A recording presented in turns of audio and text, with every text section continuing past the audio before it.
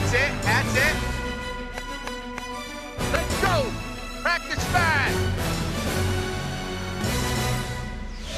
It's day 8, Camp Dolphins 2010. Barry Beutel alongside John Congemi. Disappointing after that morning workout to see Camarillo come down a little awkward. Yeah, it was a spectacular catch in the far right end zone. He makes a twisting catch, and it looked like he may have twigged a hip or possibly his groin. So he stayed out further into that practice, but we'll see as the afternoon session comes along at 5 o'clock whether he takes that practice off or maybe backs off on a few reps. He was walking around, seemed like he was okay, but maybe precautionary measures just taking him out the rest of the practice. Yeah, you got to be careful. Greg's definitely a solid asset to the group on the field and off the field as well. Let's talk about a guy that, boy, you want the guy to step up.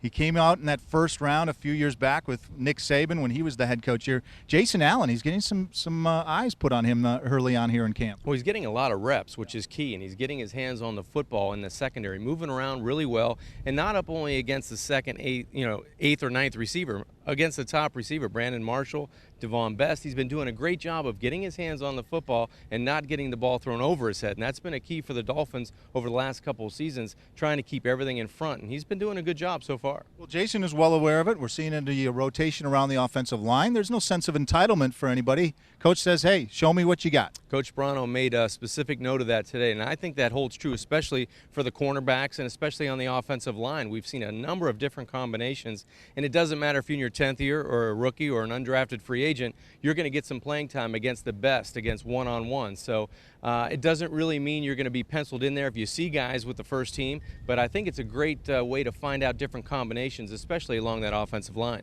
Different combinations. Are we going to see that maybe at the free safety spot? It appeared that Chris Clemens was the guy that is penciled in, so to speak, but by a slim margin over Rashad Jones. Yeah, over a couple reps over Jones, who's the rookie out of Georgia. So you're going to see both of those guys, and maybe a position by committee as we move along into the preseason, and especially in practice, but not only that, in scrimmages. You have to see it under the lights, and you're going to get a good idea what happens in a over 100-play scrimmage on Saturday and maybe some more on Monday night at Sun Life Stadium. So I'm encouraged to see what happens when the lights really go on and they're going ones against ones and seeing who's getting the more reps then.